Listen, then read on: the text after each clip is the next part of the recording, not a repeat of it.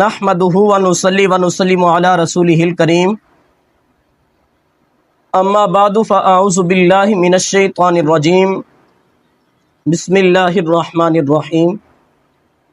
آج کی گفتگو قربانی کے بجائے کسی غریب کو صدقہ دینے کا حکم اس بارے میں ہے۔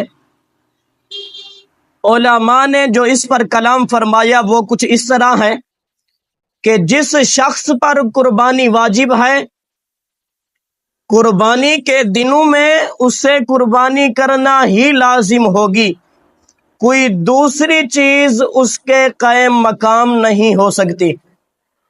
مثال کے طور پہ اگر کسی شخص نے بکری یا اس کی قیمت کسی غریب کو صدقہ کر دی تو یہ اس کے لیے ناکافی ہوگی، اس طرح کرنے سے اس کی قربانی نہیں ہوگی۔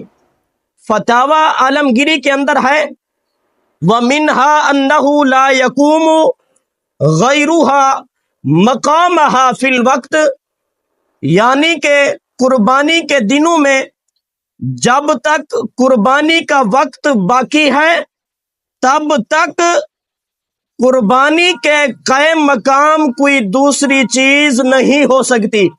آگے فرماتے ہیں حَتَّى لَوْ تَصَدَّقَ بِعَيْنِ الشَّاةِ أَوْ قِيمَتِهَا فِي الْوَقْتِ لَا يُجْزِئُهُ عَنِ الْأُضْحِيَّةِ، حتیٰ کہ اس شخص نے بکری کی قیمت یا بکری کو صدقہ کر دیا قربانی کے دنوں میں تو یہ اس کے لیے جائز نہیں ہے، اس کی قربانی نہیں ہوگی۔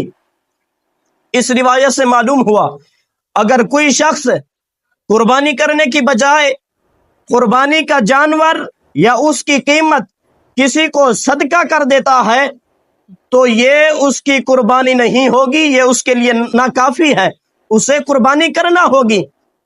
بہار شریعت کے اندر مفتی امجد علی اعظمی رحمت اللہ علیہ فرماتے ہیں کہ جس شخص پر قربانی واجب ہے، قربانی کے دنوں میں اسے قربانی کرنا ہی لازم ہوگی، حتیٰ کہ اس نے بکری یا اس کی قیمت کسی کو صدقہ کر دی تو یہ اس کے لیے ناکافی ہے۔ اس روایت سے بھی معلوم ہوا کہ قربانی کے دنوں میں قربانی جس پر واجب ہے وہ قربانی کرے، بجائے اس کے کہ وہ جانور یا اس کی قیمت کسی کو صدقہ کر دے۔ یاد رکھیں صدقہ ایک مستقل عبادت ہے، قربانی الگ ایک مستقل عبادت ہے، لہٰذا ایک عبادت کی وجہ سے دوسری مستقل عبادت کو نہیں چھوڑ سکتے۔ اس لیے جس پر قربانی واجب ہے اسے چاہیے کہ وہ قربانی کرے، ہاں اگر کسی کو صدقہ دینا چاہتا ہے قربانی بھی کرے اور دوسروں کو صدقہ بھی دیتا رہے۔ واللہ اعلم بالصواب۔